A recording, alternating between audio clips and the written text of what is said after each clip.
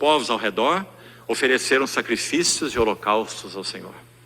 Porque entenderam que se a relação deles de adoração, consagração, rendição estivesse adequada, a relação deles com Deus adequada no altar, eles não precisariam temer os seus inimigos. E que princípio espiritual maravilhoso é esse? Porque sim, nossos muros têm brechas se nós não estivermos mantendo uma relação adequada com o Senhor no altar, onde nossos corpos são apresentados como sacrifício vivo, santo e agradável, e onde o sacerdote pode seguir fazendo sua obra em nós, como também já compartilhamos. Tão importante, irmãos. Então, depois dessa restauração do altar, os muros são completados ainda no tempo de Zorobabel. Então, 70 anos, na verdade 50 anos depois do templo ser edificado, e 70 anos depois de Zorobabel ter saído com a primeira leva, nós temos o retorno de Esdras. E Esdras foi o homem da palavra. Ele ainda hoje, entre os judeus, conhecido não como um escriba, mas como o escriba. Porque a carga que o Senhor compartilhou com o vaso Esdras, cujo nome significa auxílio. A carga que o Senhor compartilhou com Esdras dentro da Babilônia, no meio da ruína, foi a carga da sua palavra. Então Esdras 7:10 diz assim: Esdras tinha disposto, entregue o seu coração, não é apenas a sua mente. Sua mente está incluída. Ele tinha disposto o seu coração para buscar a lei do Senhor, a palavra do Senhor, e para a cumprir, ou seja, obedecê-la, senão do que vale conhecê-la. Para a cumprir, e terceiro aspecto, para ensinar em Israel. Que linda ordem, não é? Buscar, obedecer, cumprir. Hoje pela tarde, na comunhão com alguns irmãos, nós nos lembramos de Charles Studd. Já ouviu falar nele? Ele foi um campeão de cricket, um desportista de alto nível, muito rico. Aliás, esse esporte era praticado só pelos ricos. E então ele foi alcançado pelo Senhor. Ele era um homem do mundo. Ele foi alcançado pelo Senhor. Ele doou toda a sua fortuna, e não era pouca, a entidades de filantropia, de caridade. E ele partiu para serviço ao Senhor em tempo integral. Serviu ao Senhor na China, serviu ao Senhor na África, partiu para o Senhor na África, inclusive longe da família. Ele e sua mulher, sua esposa, depois de anos de casado, entregues ao Senhor, entenderam que por causa do significado, da dureza da obra na África, ela... Quer continuar? Pode continuar. Eu paro, você pode falar.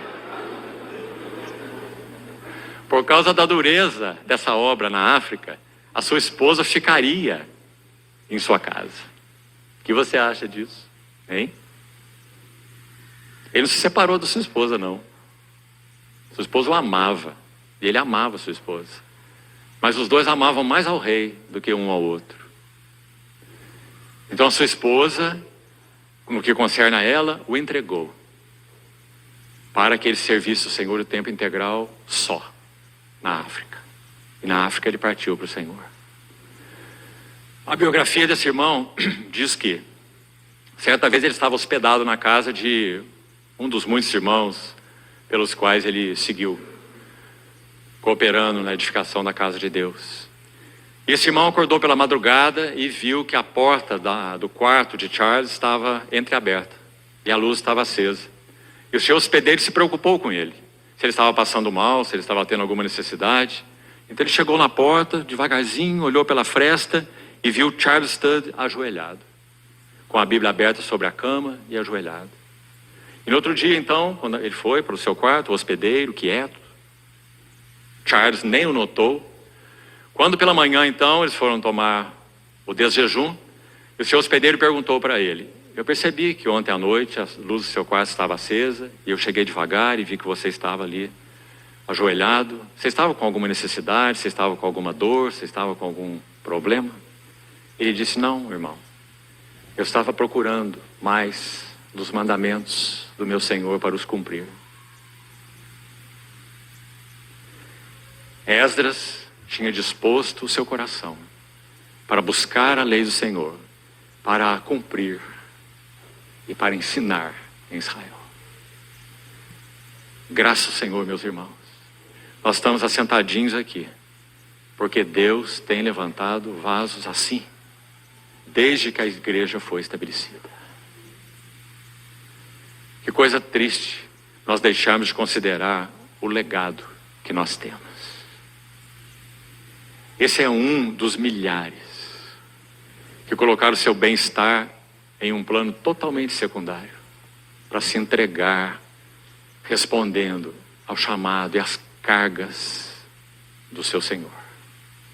Louvado seja o nome do Senhor por todas essas vidas que já passaram por nós, que têm passado, que ainda passarão até que o Senhor venha. Então, no que Neemias cooperou? Em 3 aspectos principais. Primeiro, na construção do muro. E muro fala de separação, e muro fala de unidade. Conservar fora o que deve ficar fora, e manter bem guardado, bem seguro, o que deve ficar dentro. Tipologicamente falando. Então, muros, em primeiro lugar, separação e unidade. Que pena que, de novo, de modo geral, a igreja hoje tem sido uma cidade sem muros, importando tudo do mundo, cânticos do mundo, ritmos do mundo. Tomem muito cuidado, meus irmãos, não apenas com a letra do que vocês cantam, mas com os ritmos que vocês entoam. A igreja tem suas letras próprias e tem o seu ritmo próprio, a adoração.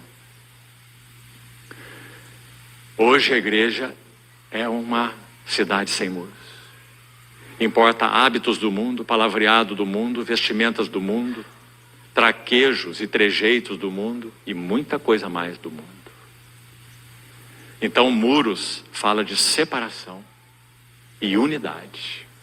Graças a Deus pelos 2 aspectos.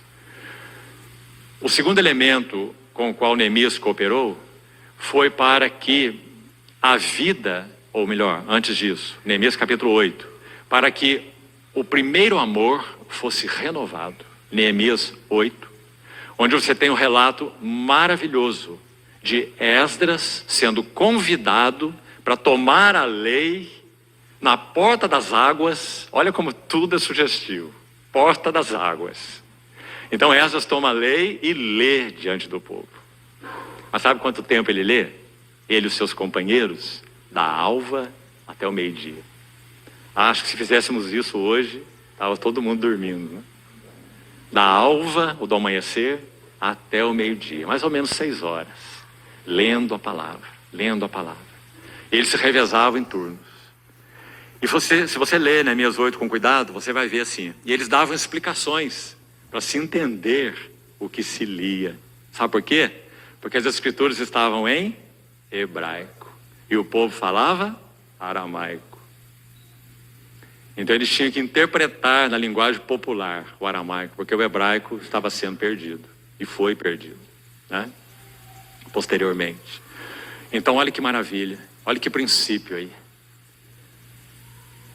Parece que, em alguns casos, aqueles que ministram a palavra têm prazer em falar de modo tão difícil que ninguém entende, né?